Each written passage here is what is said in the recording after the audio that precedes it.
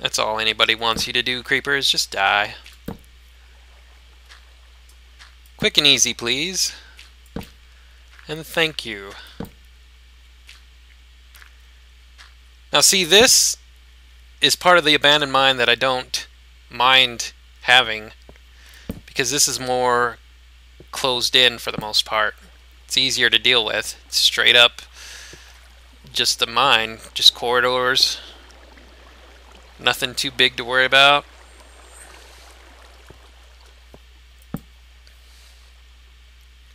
Just straight hallways, quick and easy.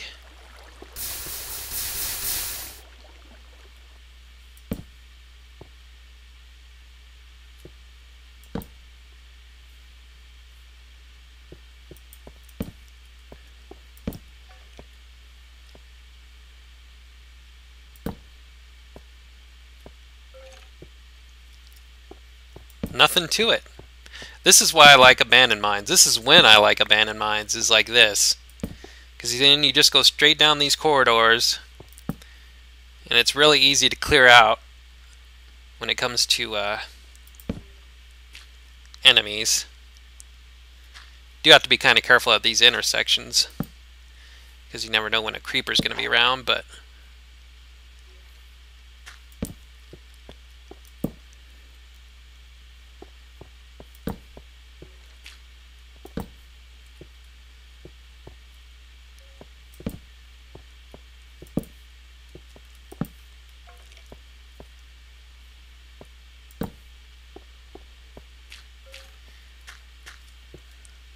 alright.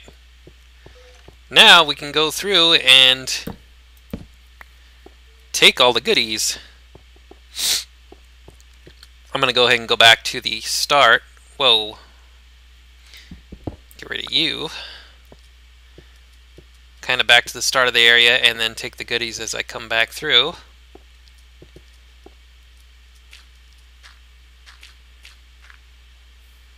I see a zombie.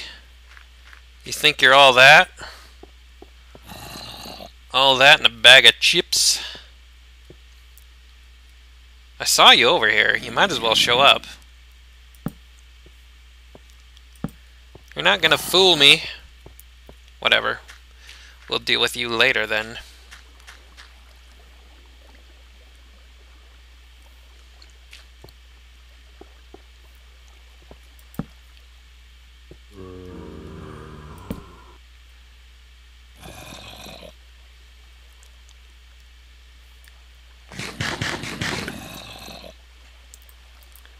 So yeah, anyways, I've said this before, but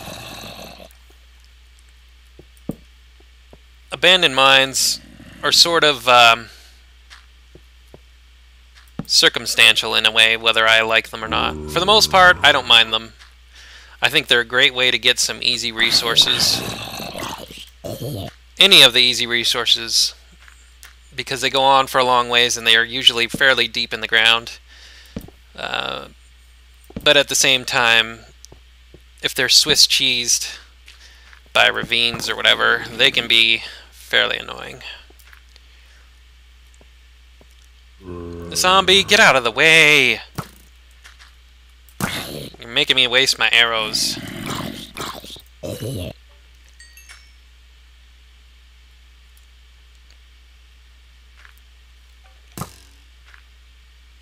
Come on, Skelly.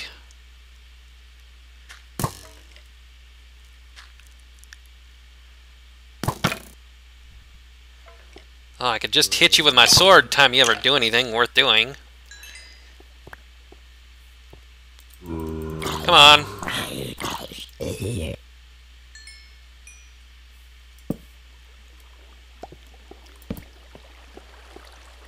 And I know I'm not going back to gather up resources. I'm still taking out the mine, but it's another thing about doing this in an abandoned mine. You get kind of used to where you want to make sure the mine's comfortable to roam around in before you actually go about doing anything in terms of gathering stuff. Let's get some of this wood. Not that I really particularly need it. nor the lapis, but whatevs.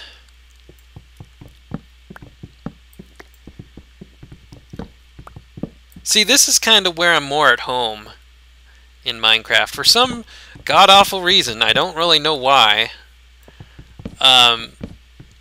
This is what I enjoy more. I enjoy the effort of conquering an area and then gathering the fruits of my labor, so to speak.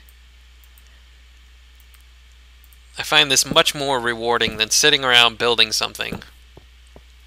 In most of my worlds, I'm really comfortable in just building a small, functional building. And small is a relative term these days with all the farms and stuff I can make, because those are functional as well. So a small to medium, I guess, size building. I'm very comfortable in making one of those, something that serves a purpose, and then I spend the rest of my time exploring and conquering these caves and mines. And it's kind of weird in a way, because I remember Minefiend and others like to point out that when I first started Minecraft, which seems like ages ago now, and that was back in alpha and stuff,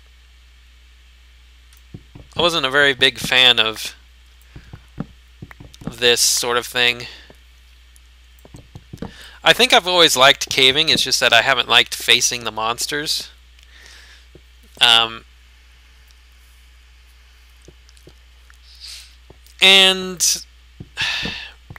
I'm still that way, kind of.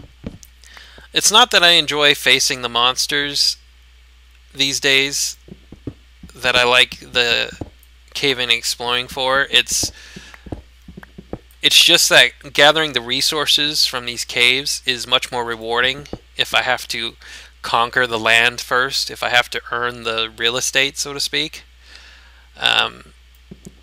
I still find the monsters to be just mainly frustrating and somewhat of an inconvenience in a way, but in another way, they're the only reason that it's worth going out and getting resources for. I've come to realize that, whoa, I guess the gravel hurt me? That was random. I've come to realize that if not for the monsters, especially now with creative in the main game, not just something you have to go to the website to get. By the way, gravel shouldn't do that if you're not under it. But I've come to realize that if you don't have the monsters on, you're just wasting your time going out and gathering resources. You might as well just spawn them in, either through a mod or just play creative. So, that's why I leave monsters on these days. It's not because I particularly care for them in any respect, because I don't. It's just that they're what makes the resource gathering worth it. Otherwise, it's much faster and much easier and much less time consuming just to spawn in the items.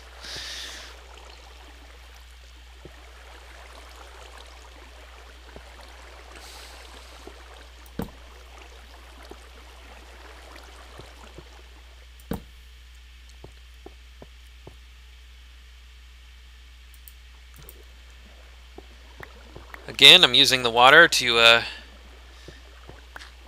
open up the tracks for easy gathering. That's a nice handy tip.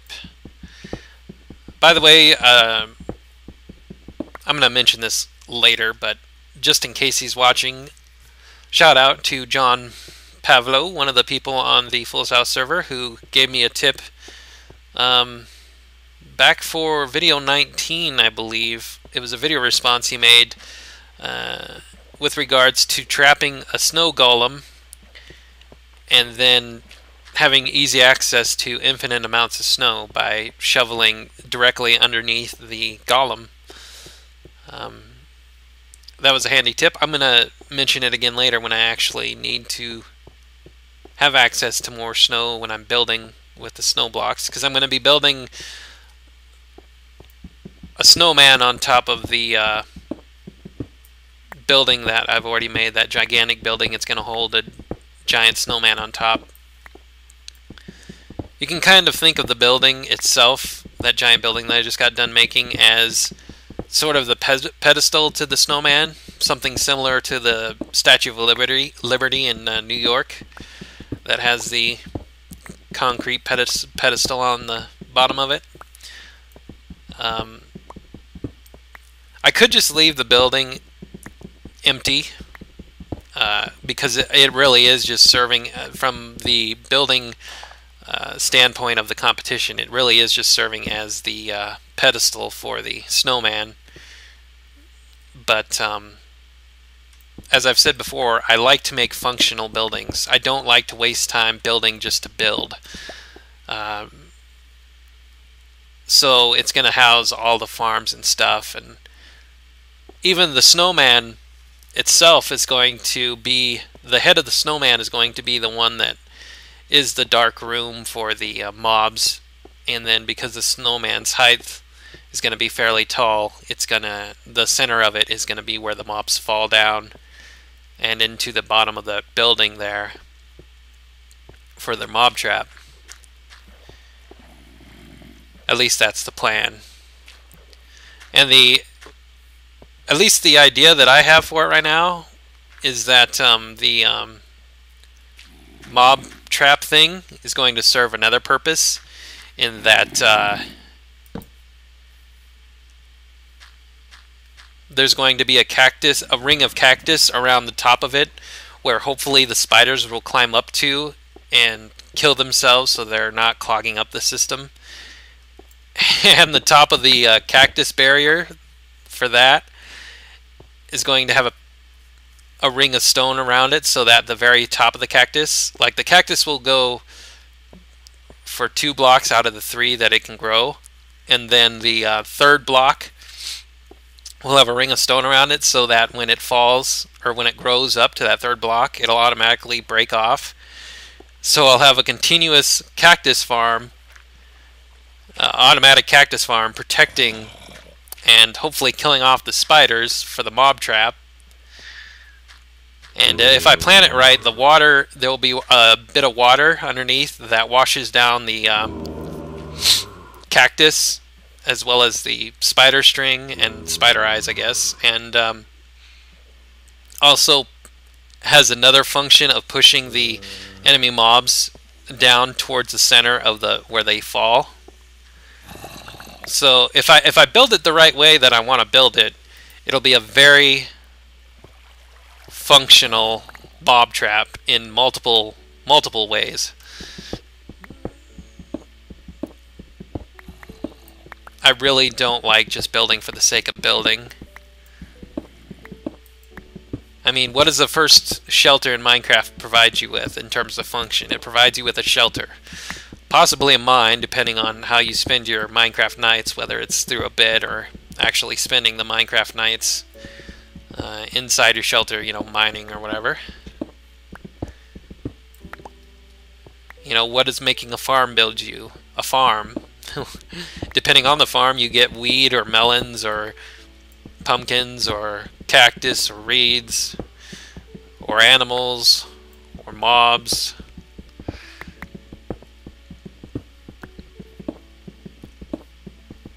Now, because this competition has a deadline, and that deadline, like I said, is only a little bit more than a week away, the December 31st or whatever, I may not get to the farms and the mob trap and everything that I want to do.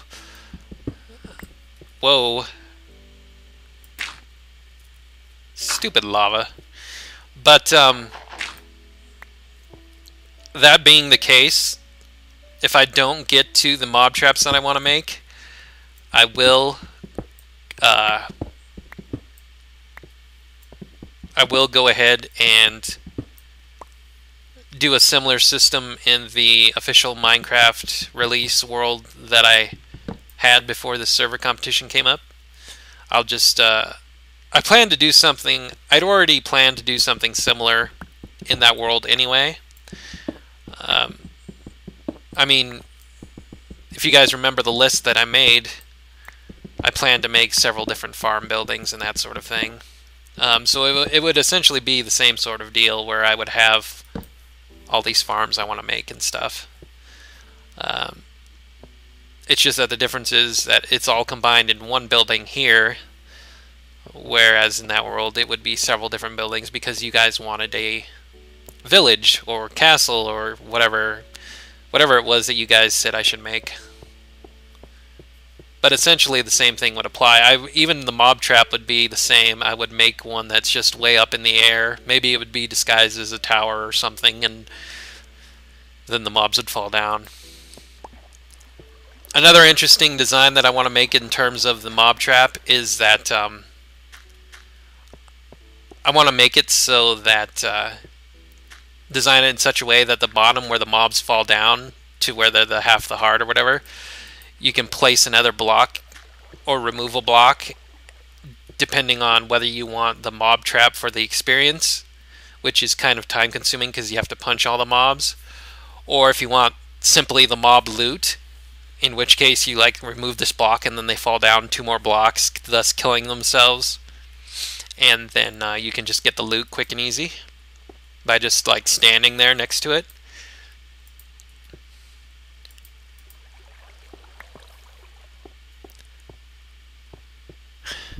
And like I said, I've been talking about this entire time, and I may not even get to building any of it simply due to time constraints and stuff. But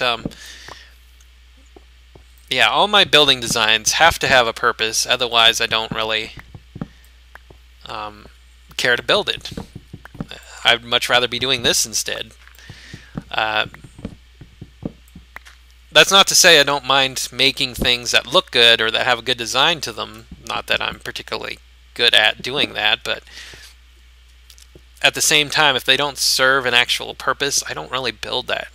That's why, for those of you who are either on the Fool's House server or are on other servers when it comes to server competitions and stuff, if you're wondering why I haven't done this before, it's because most of the Fool's House server competitions, and I think most server competitions in general, no matter what server you're on, when it comes to building something, it's build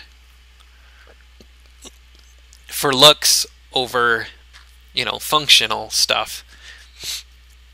And it's usually, as far as like the Fool's House server goes, the competitions usually last like over a weekend, over a day or two, maybe even just a couple hours, when people are on.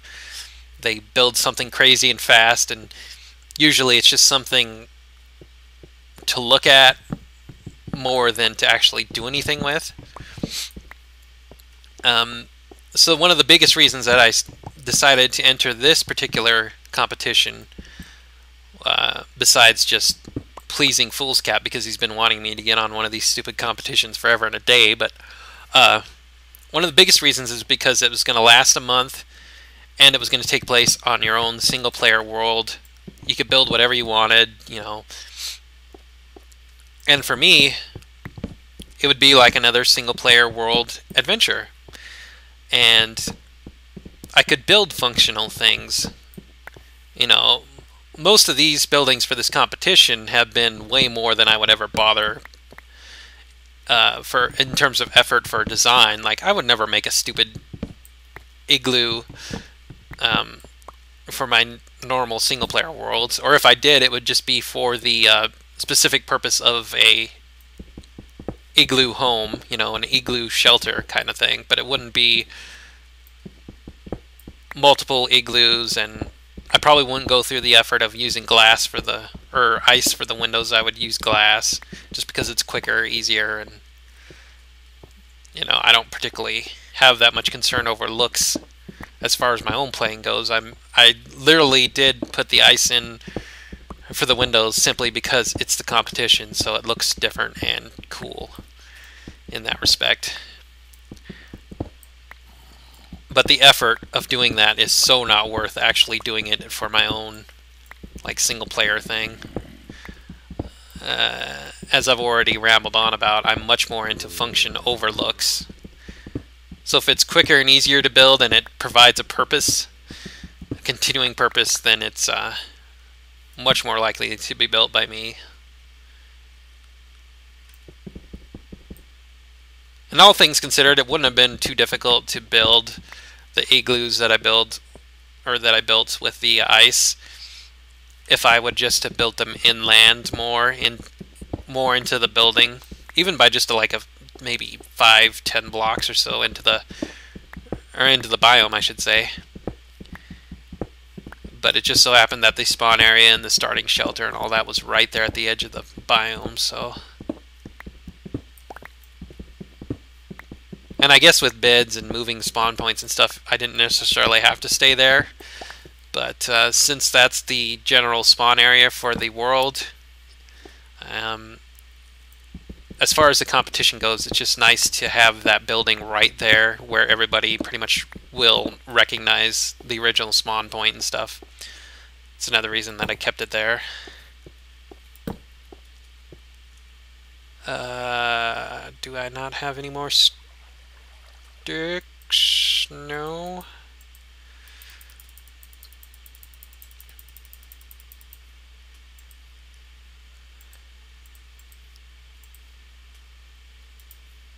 But yeah, all things considered, I've been very, very lucky in this world as far as like resources and stuff goes.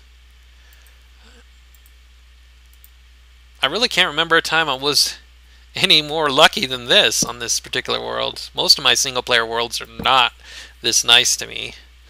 And you guys know that because I record pretty much all of my single player worlds.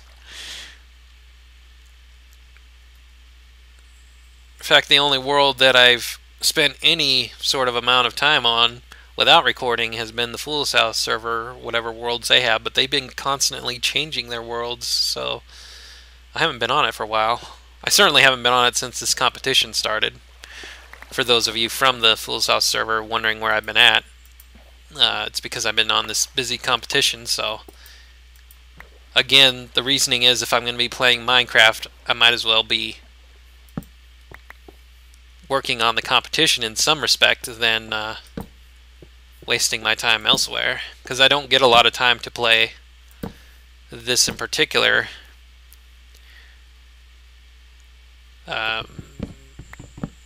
Not only do I not get enough time to play this game as it is, but because of work and stuff, but I also have other games on my channel to be playing. And while this has taken something of a priority over the rest of my series right now, I still have these other games to play, so. And my playtime is really limited because I'm not a kid anymore like a lot of the people on the server are. I do have work, and that can take up to 8 hours a day, plus various other obligations and whatnot. So I don't have hours upon hours every day to do this. Plus, since I've decided to record my entire adventure here on this world, there's also the time it takes to render out these videos. For every half-hour video or so that these have been, it takes almost an hour to render out the videos.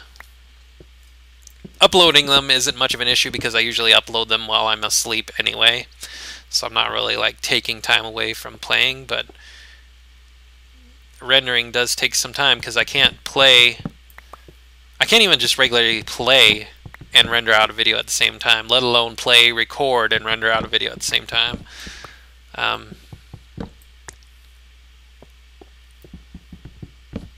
So yeah, this past month I haven't been on the Fool's House server since I started this competition, just because, like I said, if I'm going to be playing Minecraft, I might as well be, playing the actual competition out.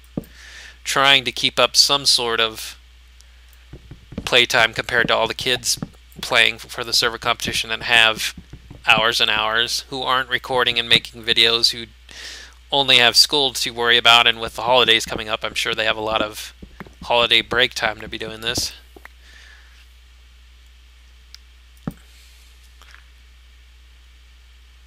But anyways, I'm just rambling on as I'm collecting resources. Hope you guys don't mind too terribly much. Whoa. Stupid gravel.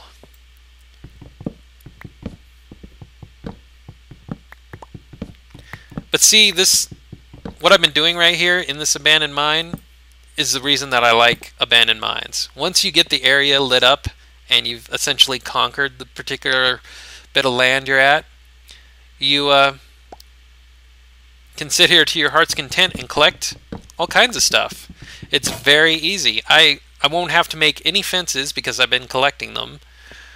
I won't have to make rails, minecart tracks, because I've been collecting them. I mean, it's just really quick and easy. I've gotten lapis just because it's been open here, gold, and all that stuff.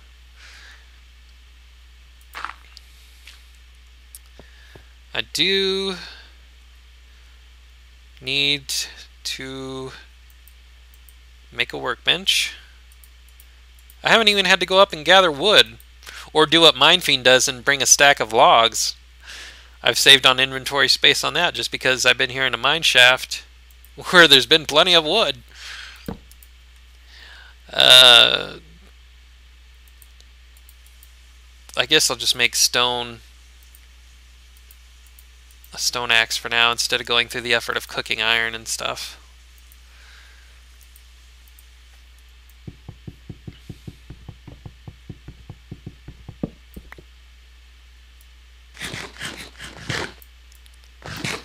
By the way, abandoned mines are much more pleasant to deal with when you're not dealing with a constant barrage of poison spiders either. That's also a very handy aspect to this. I'm going to go ahead and get these tracks without using water because I don't want to spill water down there on the bottom area there. Not to mention lose a bunch of tracks down there.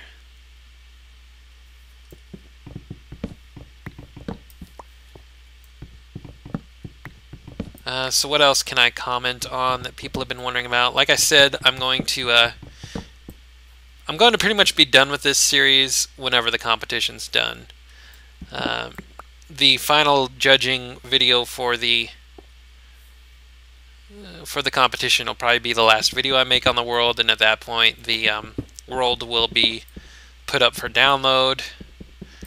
I don't really think I'll continue on this particular world after that point.